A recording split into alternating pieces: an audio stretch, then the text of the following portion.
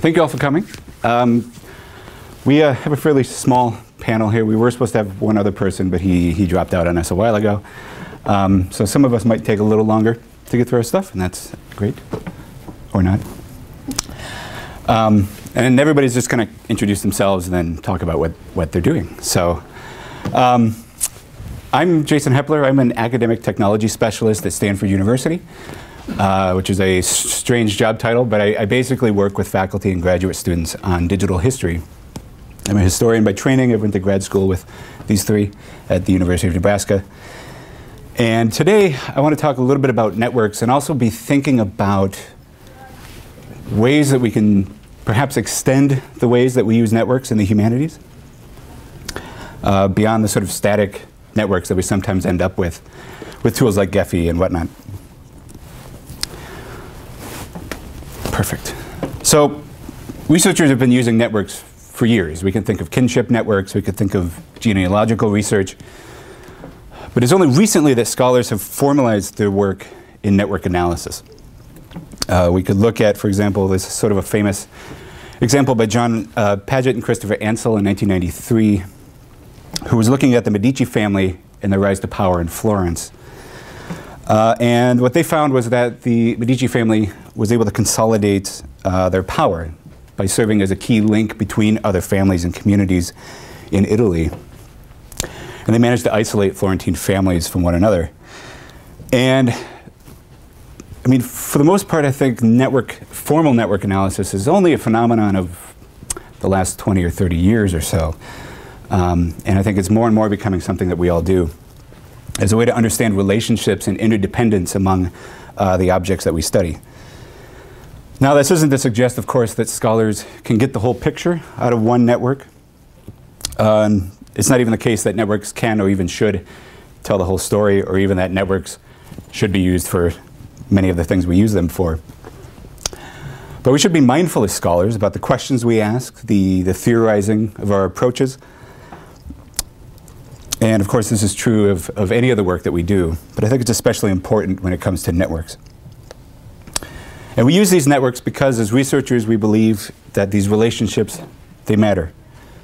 That the thing we're studying is interdependent rather than independent. And by representing this work as a network, we assume that the connections help us understand what's going on. So it's a brief primer. Awesome, shows up. Networks are fairly simple for the most part in their construction. They're represented by nodes and edges, or what is sometimes referred to as links and vertices. Let's say that these are our nodes. They could be anything. They could be people. They could be places. They could be organizations. They could be memberships of these organizations. And if we add in links, it's going to be crazy here, but we get a picture in our network. Some nodes are off on their own, disconnected entirely from networks. Some form small communities with very, very few vertices, and others form denser networks. And it lets us sort of explore and gain a bearing on relationships within the objects that we study. But I want to suggest a couple of ways we might extend the ways that we use networks. I'm a spatial historian. I think that space and place matters a great deal. And so maybe naturally, I like to consider how networks perhaps not only show relationships between nodes and edges, but also phenomenons of place and space. We could look at this network. Some of you might recognize this if you're familiar with Orbis, the project by Walter Scheidel and Elijah Meeks at Stanford. This particular network is the Roman transportation network by land, not by sea. The nodes here are cities. The links, of course, are the routes between those cities. It's a network that not only has a topology, but a topography, that it's mapped. It's an interesting graph. We could change a few things about the graph. We could color things based on the amount of time it would take to get somewhere or the expense of shipping certain things. Or we could warp it entirely. It's the same network. This is Italy. Rome is in the center. This is the farthest part from Rome. And so we can start to sort of get an idea of what the world looked like from imperial Rome by distorting our network.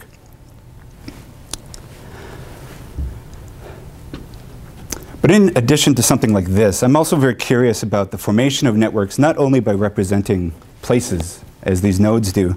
But what if these nodes are grounded in place but represent people or organizations? A network map of individuals placed into space might suggest something about the spatiality of our networks. We could look at mapping the Republic of Letters, also out of Stanford, as a way to understand correspondence networks. But I'm curious about, does place shape how networks form and how they become connected over longer distances? And it's worth considering how space and place perhaps shape how certain networks emerge and change. Another point I've been thinking about is uncertainty. Our data is uncertain in the humanities. We have stuff that we just don't know about sometimes, things that are incomplete, complex, messy. And so I've been thinking about how do we represent that within networks, or even add to that speculation within our networks as a way to understand relationships. We could do that in a variety of ways. Dashed lines, for example, could indicate a potential relationship, even if we can't actually prove that relationship exists. But we could perhaps envision a way in which we think about representing relationships that are based on our informed conclusions, but maybe don't have any empirical evidence.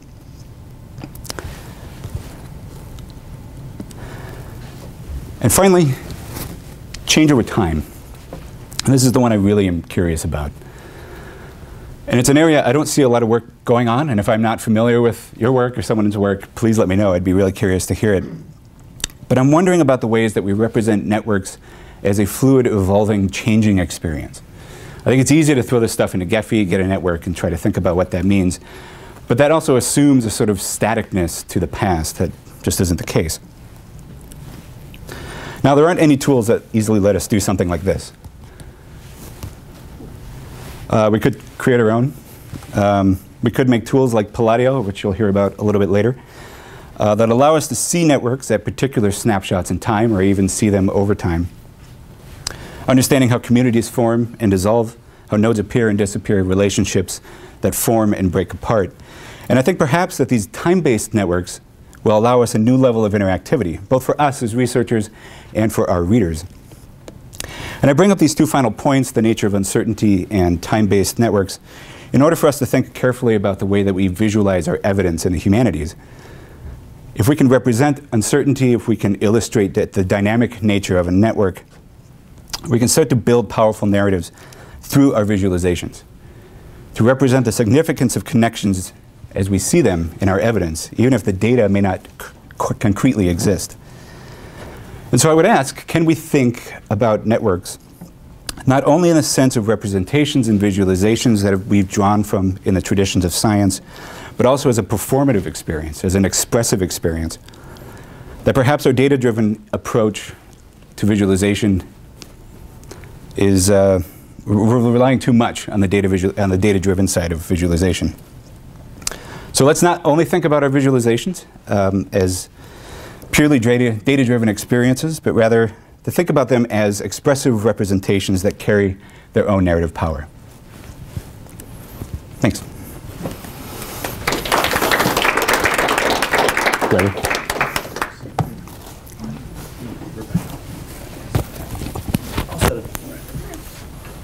I will mic myself. I don't have pockets.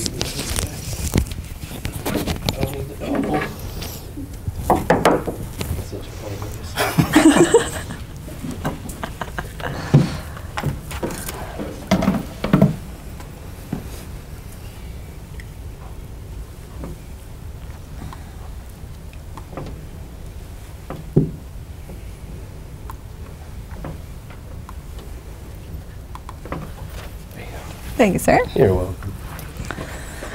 All right, my name's Rebecca Wingo, and starting in August, I will actually be the, let's see if I get my title right, Mellon Postdoctoral Fellow in Digital Liberal Arts at Macalester College. I'm actually not going to talk much about like networks in general, but I'm going to show you what I've done with them. And it started a couple years ago when the director for the Center for Great Plains Studies, Rick Edwards, came up to me and said, "Hey, do you want some money?" The answer is yes. And so we started a project about homesteading in Nebraska. And so what we did is first we entered all of the data. And as we were doing that, I realized that everybody had 4 known connections that they listed in their newspapers. And the whole goal of this was to find fraud in successful homestead claims, which is entirely different than what I ended up doing. But we found this along the way. So basically, when you homestead, you have to prove up, and part of the process is this 5-week consecutive newspaper ad that says, hey, my name is so-and-so, this is my land, and these 4 people can positively testify on my behalf that I am a legitimate homesteader and not a fraudulent person. And so the land office really tried to get the communities to regulate themselves. So when they were doing that, this is what the ads look like. This is Catherine Dial, and she listed this William Mingle, Thomas McHenry, and 2 other people who could positively testify in her account. Interestingly, William Mingle also proved up on the same day as Catherine. And even though they were in the same land office at the same time for the same purpose, William testified for Catherine, or Catherine testified, I got this backwards. Okay, William testified for Catherine, but he did not use her as a witness. And so what we found is, actually when we did all these networks, that women were witnessing for other women at 10 times the rate of men. Which is just a tangent, but. Anyway, so this was sort of the raw data we were working with. So I had to standardize all the names because the newspapers like to misspell things. And so when you plot it out, you basically have your homesteader and then the 4 people that they list as their witness. Now, when you add in the witnesses of those people or the other people that they testified for, that's what you get. Just from this one person, that's as big as his network is. And as you can see, he's less central in his larger network. William Comstock actually ended up testifying for 17 people, even though he was not a homesteader himself. So I said, well, maybe he's a fraudulent character. So I halfway did what Rick asked me to do, which is fine. We'll actually get back to Comstock in a minute. And this is that same network, but this is the entire township, which is 1 square mile. And so that's not right either. I'm lying to you. It's 36 by 36, so what is that, 64 square miles? Nope, I can't do the math. I'm sorry, I'm a historian. All right, so when we did this, I actually took the top 3 people from each township. And so what I did is I used Gephi, and I used this metric called in degree. And basically that is how many people you're witnessing for. And so that's how I would try and determine if somebody was witnessing too much. Maybe they were a railroad baron or a cattle baron or doing something a little bit unscrupulous. So I decided to investigate the top 3 people from each township. What I found is that, with the exception of William Comstock, and we will get back to him, they were instrumental in sort of setting up the infrastructure of the township. So they're setting up this rural economy. They're setting up roads, school districts, they're preachers, teachers, merchants, bankers, postmasters. These are people who are actually like really involved in their communities, not fraudulent characters at all. And when you look at them in a little bit more detail, you sort of have to go use this as a portal to your more qualitative sources. And so I'd go to all the local histories. And as it turns out, these guys are also the longest residents in the area, which makes sense. Because if they've been there longer, they're witnessing for more people as time goes on. And again, this would be a great way to represent it over time, like Jason was saying. Haven't done that. But what we can also do in Gephi when we look at these townships is look at the formation of community. And so Gephi actually has this metric called modularity, and it's their community detection algorithm. And so when I basically color-coded them, but still the bigger nodes are the people who were called most as witnesses. And so when you look at the community formation, you can see very distinct communities forming. What was of particular interest in this one township were these 2 gentlemen. They were both immigrants from Moravia. So we had Moravian, Czech, German, and Bohemian immigrants all settling in this one area. So when I examined their witness network in a little bit more detail, I actually found that they were exclusively witnessing for other members of this immigrant community. So we were able to sort of tease this out and say language was a barrier. And so these people were often going to the land office because they could speak English and because they could navigate sort of this legal system a little bit better. When we looked at other immigrant communities like the Dutch, we did find a small cluster, and there were 4 Dutch people who settled together. But with 4 people, you need to integrate into the other larger community. And so we identified sort of these insular communities and these integrated communities in this way. Now, when we georeferenced this same township, we actually found that this entire corner of the township was this immigrant community. And it actually extended into the next, and it's still written on the landscape. We've got the Brotherhood Bohemian Cemetery, you have the Bohemian Alps in this region. And so this entire region was a very ethnic community, and it's still a vibrant Czech community to this day. But what we actually saw is people were starting to recognize themselves as being part of these communities.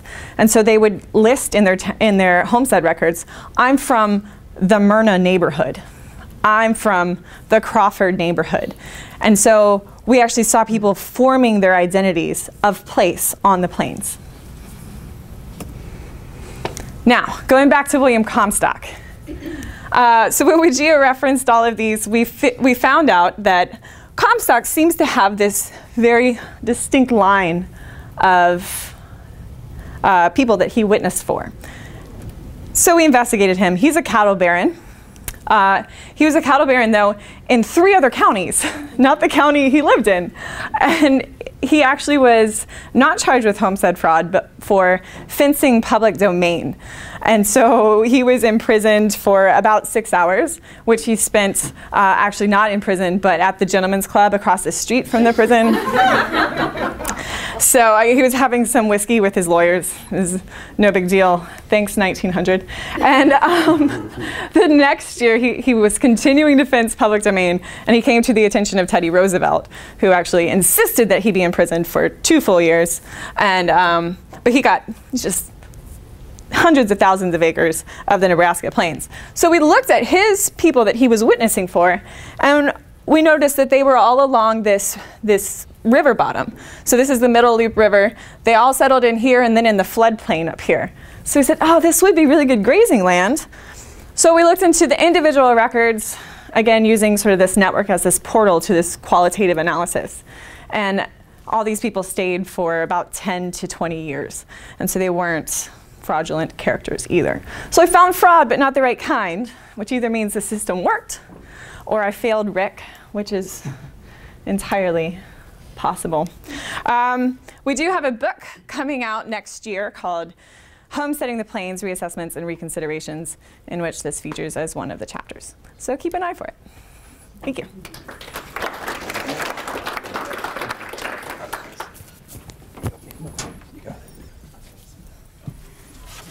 It's just on the tab, right? Yeah, this is on the tab.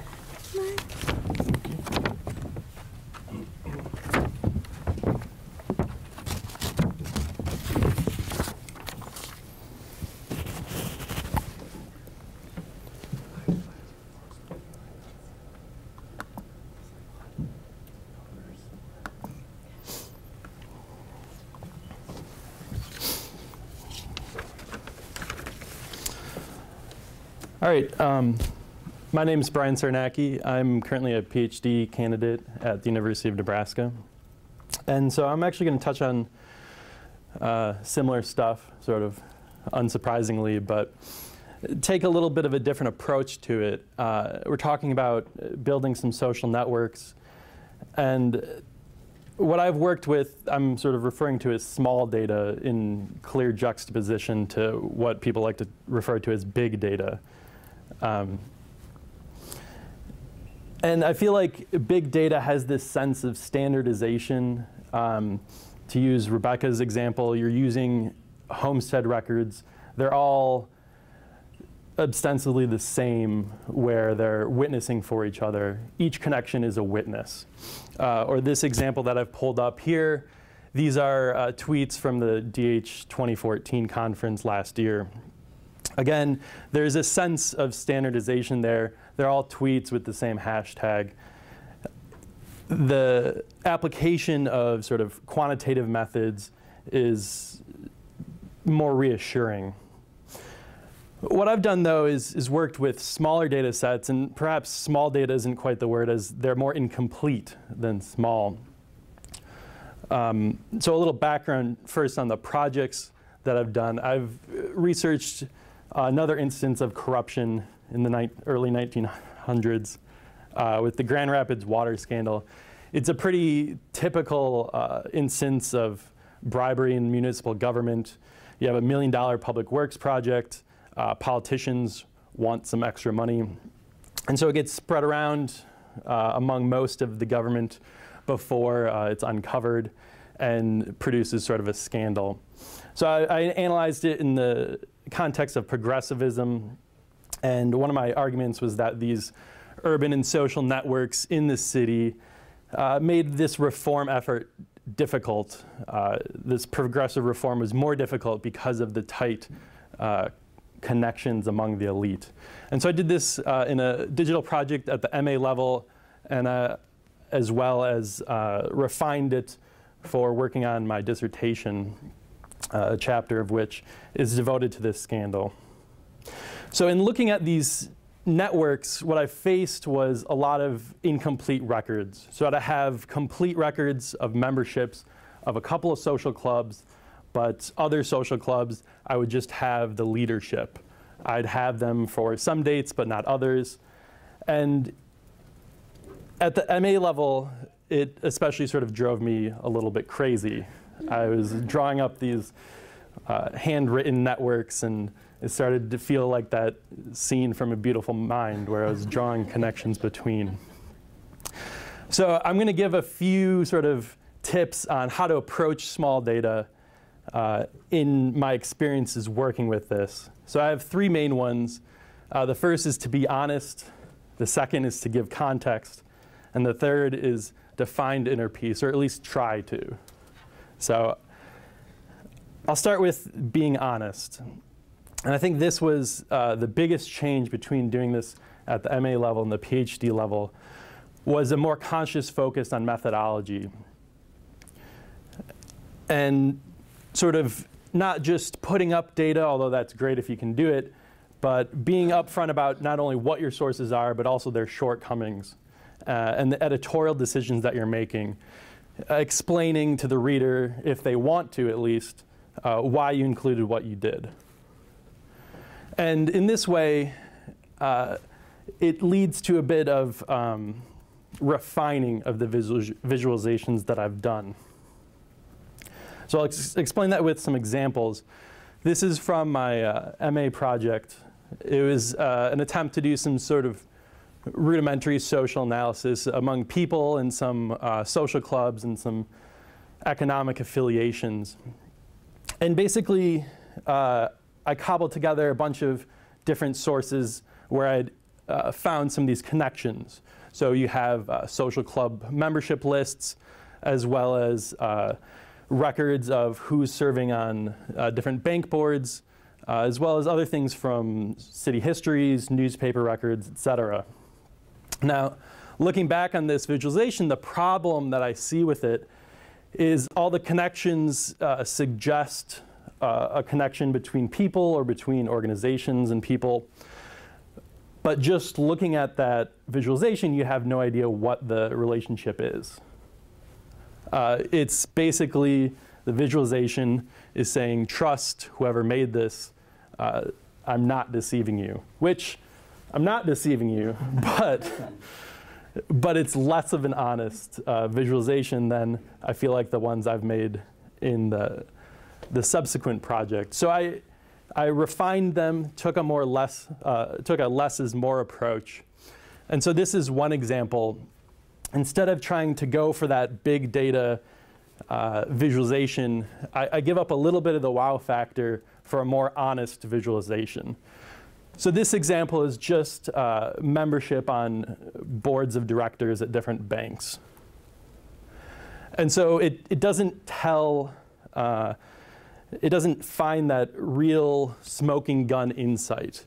But what it does tell is some insights that I can then use in a more cumulative sense, building a circumstantial case is sort of what I tell myself when I'm writing this, and thinking sort of in a lawyer. I'm not having some big single fact, but building a case. So the example here that you can see is this big blue dot is one of the banks, and its members were well connected on other banks as well. Using the statistical analysis feature of Gephi, it then allows you to show the size in relationship to other nodes. So although they're sort of doing the same thing and they have a lot of the same connections, doing it in a more honest way has provided new insights and those that I'm more comfortable using quantitative methods with. So the second point that I'm suggesting is to give context. And this is where I feel like I want to keep adding more and more. So whereas the bank visualization as its own visualization is more refined, more restrained, as a project collectively, I've tried to flesh out other details. So I've done some mapping to help contextualize this. And I've added sort of other anecdotes, putting that research in a very clear way with the visualizations, so that the reader isn't then just given a visualization and asked to trust the creator, but I'm laying out the visualization and saying at the same time, this is why these networks matter, and giving you other examples from spatial analysis and from anecdotes, using other data and other historical research to help reinforce those points that I make in the social network analysis.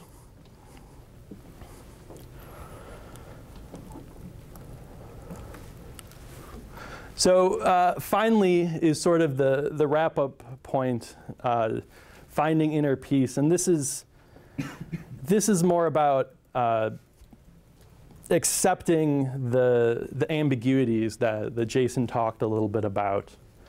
Instead of putting those into the social networks in some way in terms of dotted lines or other sort of visual cues, I've taken a different approach of making them more restrained individual visualizations, using that context, and then putting it out there for the user, for the reader, to evaluate on their own. I think coming to sort of peace with what you've created is more embracing the idea that scholars build arguments. They're not looking for facts. So although these quantitative methods are informing my research and my analysis, in the end, I'm building a case. I'm building a scholarly argument. And it's not something that is verifiably true. I'm looking for connections that are likely true. And it's part of asserting the findings in a way that prove they're more likely to be true than not. And again, coming back to allowing others the opportunity to judge for themselves, this reinforces the other methods of posting methodology, posting ideally the data themselves. So if you do want to go in and disagree, it's all there for you to go do. All right. So that's my talk.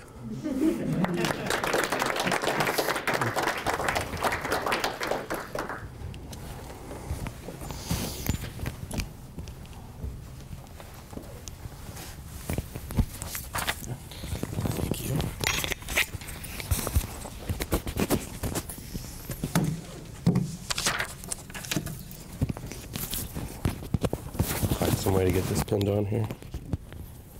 Really struggling. Oh wait, turn it around. There we go. These things are hard. All right.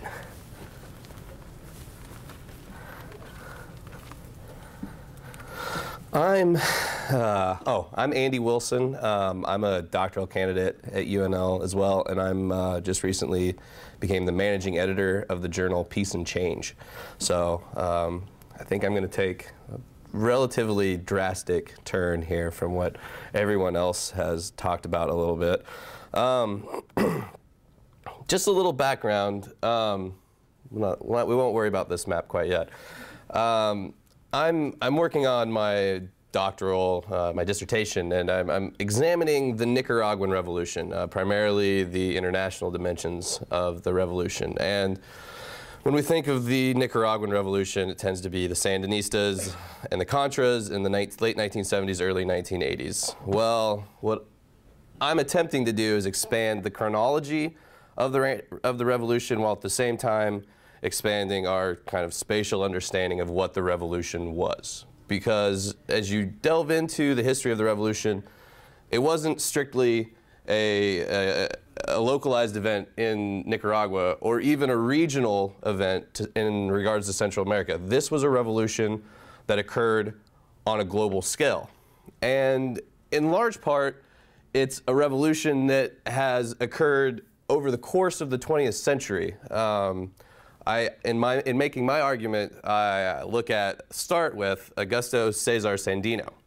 And so this map here is actually the letters that he had written. It's his own Congress of Letters of sorts of Augusto Cesar Sandino. And as you can see, it's not limited just to Central America. He wrote an exceedingly large amount. And most of that was to his allies and political affiliates throughout Central America and Latin America. But he also was in correspondence with artists and authors in Europe. And he even wrote to the Anti-Imperialist League in the United States. And he wrote a letter to U.S. President Herbert Hoover at one point, basically entreating him to remove U.S. soldiers from Nicaragua, or else they would face Sandino's wrath, which some of them did, but not very many of them. So how did I get to this point of creating maps? Well, I'm looking at transnational, international networks, and I, much like Brian, was sitting there drawing out maps and networking things, and it was impossible. It was such a complicated task.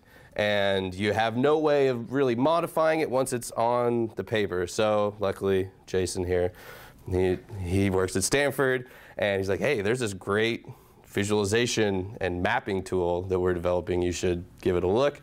I started messing around with it, and it was just something to kind of help me get a better grasp on what I was what I had in my head and didn't quite have down on paper yet. And so visualizing, at least like Sandino in this early part of the revolution, I came to a conclusion that when you look at this revolution, this event, especially in Central America, national borders are largely irrelevant. They are more or less inconsequential to the people that live in these states. So Sandino himself regularly moved throughout the region. He went into exile in Honduras for a while. He moved back and forth across the border numerous times. And the great thing with Palladio is you can track that. So I have, if we zoom in here, not in the middle of the Atlantic, we come back over to Central America here. Eventually it'll refresh.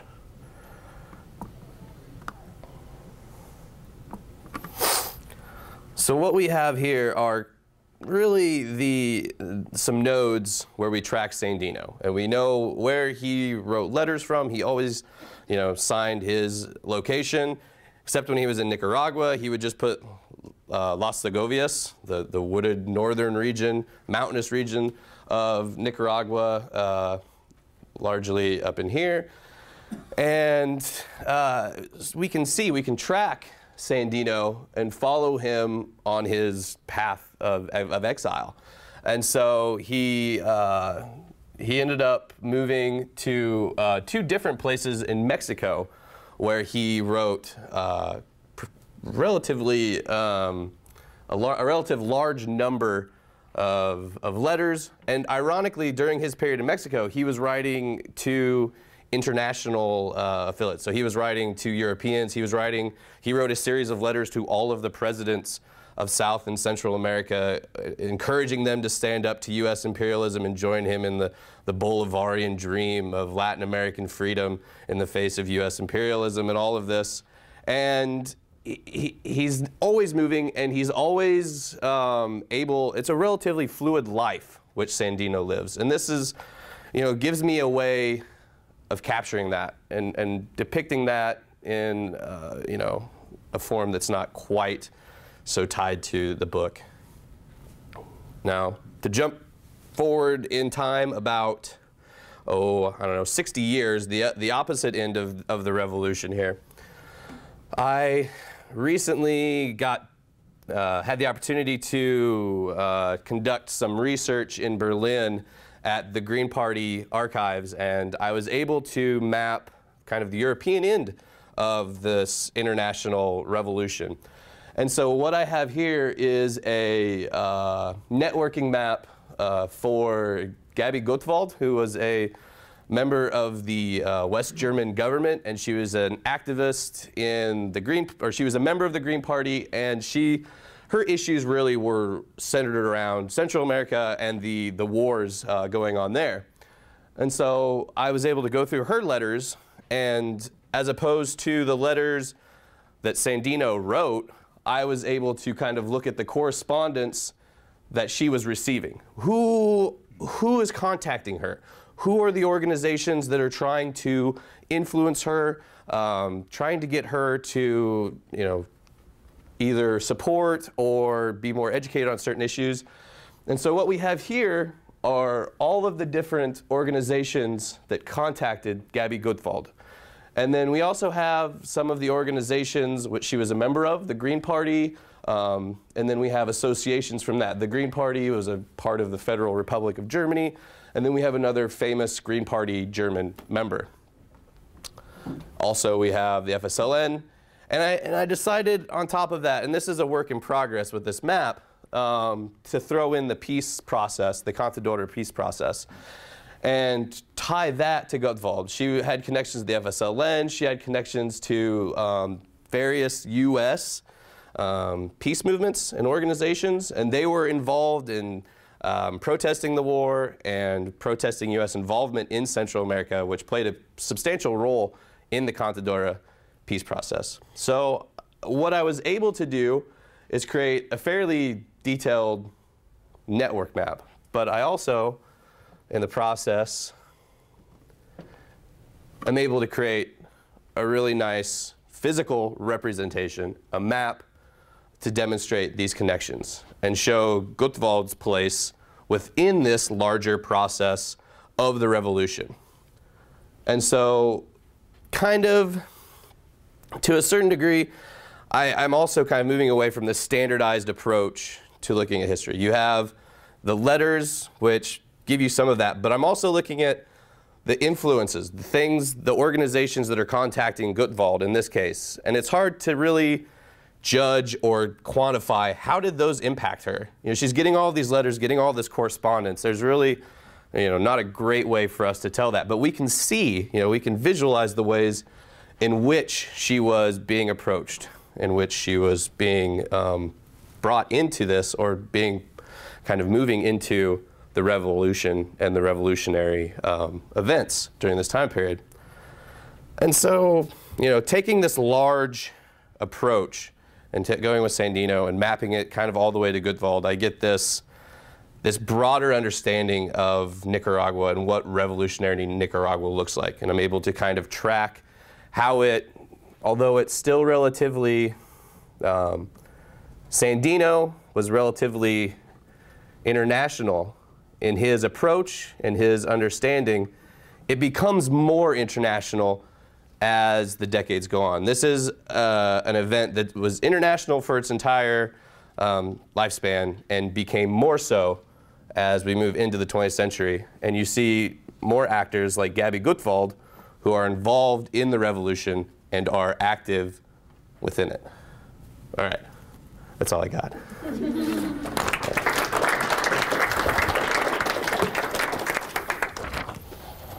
Cool. I think we'll open it up to questions or comments.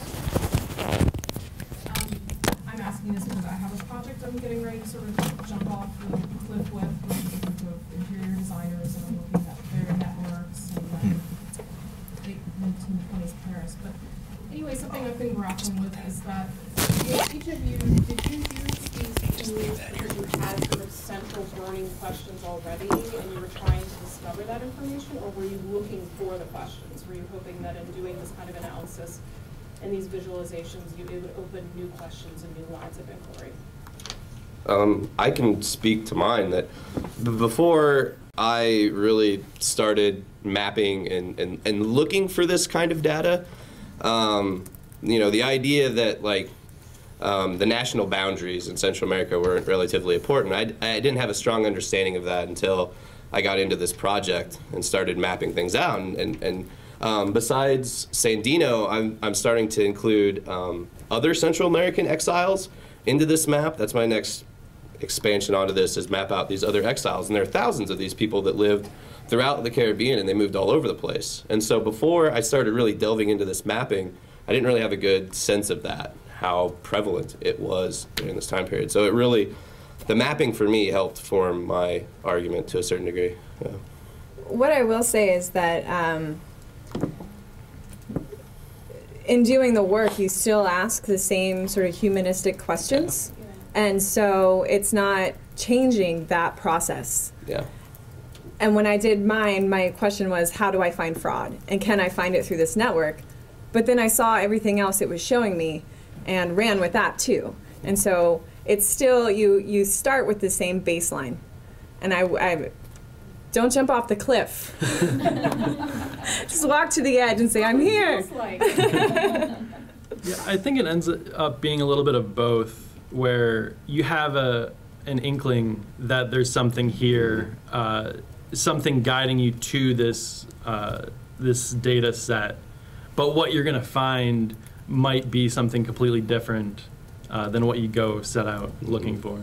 So in that way, it's very much like walking into an archive. Yeah. You don't know what you're going to find, but you know why you're there. Cool analogy.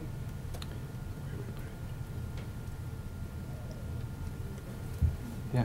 So, Rebecca, I really like the way you said that the kind of quantitative or network approach allowed you to then go back to the qualitative analysis in the material. And Andrew, I was wondering if you could speak a little bit to that, because I think you've given a really good explanation of how this helps you think about this one event as a global phenomenon. But how does that relate to the content of the letters that you're tracking? Mm-hmm. And how do you see kind of your final product using both of those kinds of analysis, or are you not interested in this? Go first. You know, it's hard to get the content in here in this format, because, you know, I can go and I can explain to you with these maps what's going on here. You know, why Sandino's moving around and what his letters are about, because most of his letters are to his generals in Nicaragua. That's the majority of them. Ultimately, I am concerned about the content. Like that's relevant to me, but it's less relevant to this visualization of what I'm trying to do with that. Because while the content's important, it's more about his ability to move and him being able to operate within this region relatively unfettered, really. And so, by and large, it's important, but it's not as important, I guess you would say. Yeah. I guess it's a question too of approach. Yeah. And so if you're doing something very spatial like Andy's doing, then you know the approach and how you use that's going to be different. But I wanted to, for mine, I needed to access sort of like what was going on in these communities. What can the homestead records tell us that isn't part of the documentation? And so I kind of just used that as a way to to let the documents speak louder in a way. So. Yeah.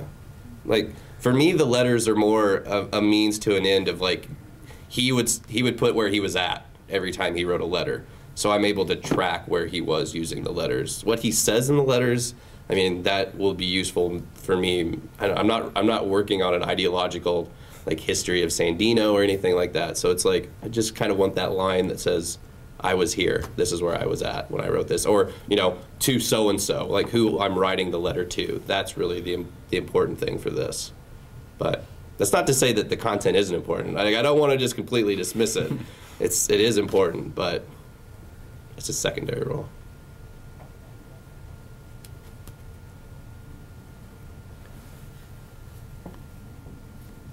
I thought in your opening remarks, and I think again, I heard it in all of them to some degree, and especially in Brian's. You talked about how do we express these lines between nodes in a sensible way to reflect the weirdness and the tension that's in some of these connections, because you have connections in networks of affinity, antipathy, convenience, accident, and we tend to I see a lot of network visualizations nowadays that present them as like an intact whole. There was this network and it existed, and all parts and all connections are equal. Yeah. And the only thing that's different is the size of the ball based on the number of connections or the number of inwards and whatever. But that doesn't really capture the rest of it, which is a whole body of sociological literature about, you know, from Granovetter to others, about how people are actually connected and what the meaning of those ties actually is. So I was just curious if you could say a little bit more, if you've gone further down that rabbit hole. Yeah, I can take it first. You might have been able to get a little bit of a sense, but the project I did with my MA has this, the design has this sort of Facebook feel. The movie The Social Network just came out. I thought it was real clever, but the way that I approach these relationships is in that sort of like looking to rebuild these people's Facebook friends and that network. And it's tough to understand, even if you can find a connection, what that relationship is really like. So it's definitely a challenge. You know, you can find out that two people work together, but you know, if they actually liked each other or not is a different question. And so finding out that can be very difficult. Sometimes it's just impossible. It's almost like we need tools, or when you're creating connections, you can sort of have a set of sliders that pop up where you can sort of set these things on a scale. Yeah. I'm making that up. That would be horrible. That would be really horrible. Incredibly complex. But it would change the nature of how these things associate. When I was working on mine, I was like, it'd be really handy if I could annotate these lines that I'm putting up here. Like, be able to just, like, what is Sandino saying in this letter to so-and-so? Or what's the nature of their relationship, even? Like, how long was he in each of these places? Yeah, because he was in Mexico for like months and months. Yeah, that'd be great. You have no, well, actually, I can kind of show you that. Lydia does have a handy timeline tool. So you can go, once it wakes up, you can go down here to timeline. Maybe should have talked about this. And so we can kind of, here's what Sandino is writing. This down here in the bottom left. These are all Sandino. This one little dot up here is the one letter I've got that's non-Sandino, and it's Froilan Turkios, and he's his kind of PR guy in Central America.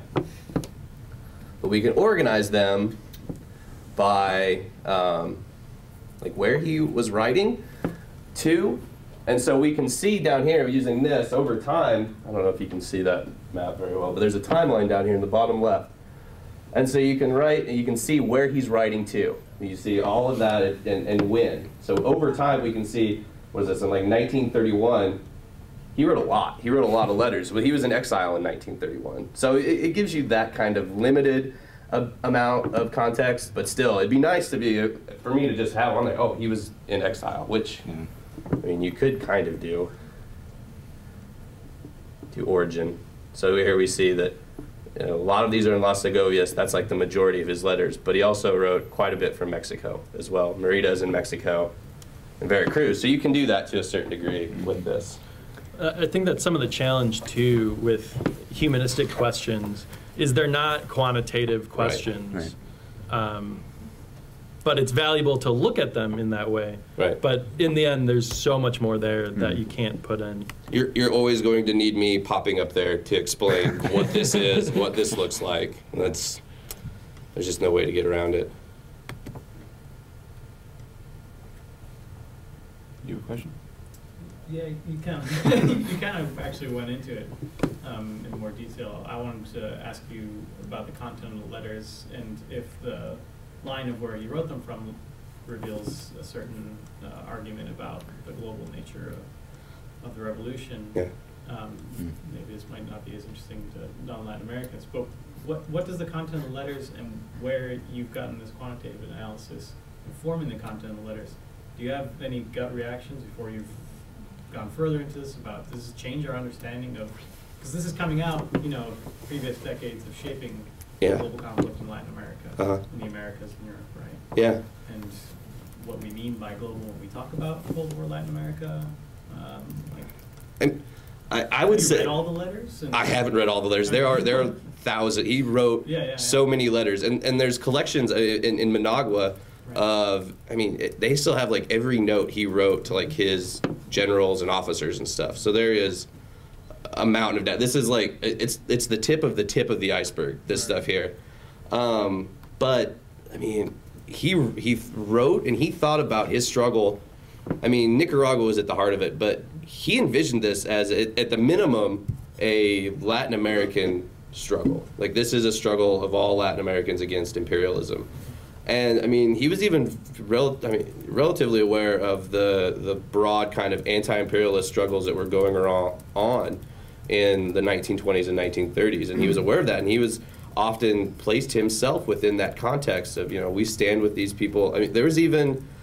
during the Chinese Civil War, there was a Augusto Cesar Sandino brigade that fought in the Chinese Civil War. So, I mean, his life and his events, he was not only very plugged into them, but people outside of, I mean, not even just Latin America, other Latin American and European countries knew about him, but also other kind of what we would, quote, third world countries or countries wrestling with, or states wrestling with like imperialism and the legacy of that at the time period.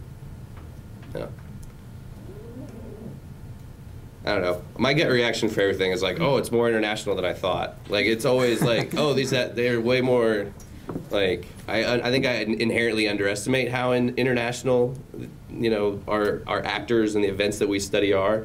And then when we get into them, I'm like, oh, I'm pleasantly surprised that they are quite more international than I thought.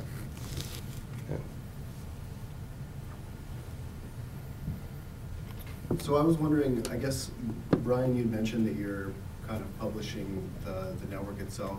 I was wondering for the other two if the network diagram is going to be published as kind of if it's for you, or if it's going to be published kind of alongside other writing. And if so, I was wondering how you talked about some of the affordances of the data and some of the shortcomings that you have from that given data set. I guess that last part applies to So my data is online. It's hosted by the Center for Digital Research in the Humanities at the University of Nebraska. Homestead.edu, no, homestead.unl.edu/projects/ homesteading the plains. And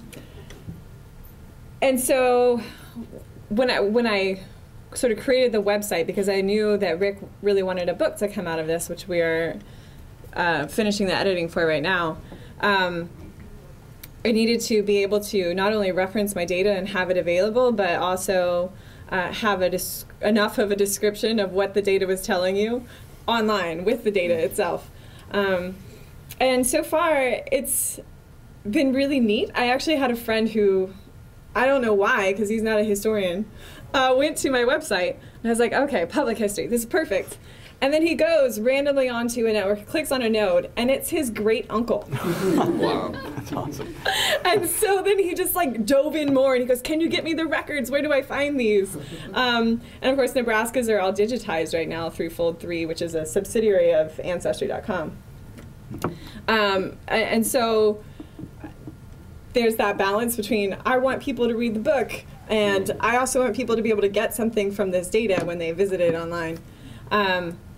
And so I guess it was just finding a way to strike that balance. And whether I've done that successfully or not is still up for debate. But with like the Sandino letters, SandinoRebellion.org is a website. I think I suggested that to you at one point. But I think it's a website that was managed by an academic, but now I think it's been largely neglected for at least a few years now, which is unfortunate because it had great, really a lot of potential. But I think they got through 1 year of digitizing Sandino's correspondence, and then they've got all of the links up for the next, like 4 or 5 years, but nothing's been digitized. So that's kind of what I've relied on, largely for this project. But I mean, as far as like publishing it or putting it out there, I really don't have any plans for it. It's largely been something that's helped me kind of get a better understanding of the revolution and visualize it. Yeah. We'll have time for one more question. Anybody has one?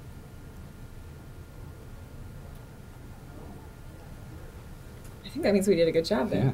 Yeah. Answered all your questions, yeah. All right. Well, thanks everybody for coming. Glad you made it.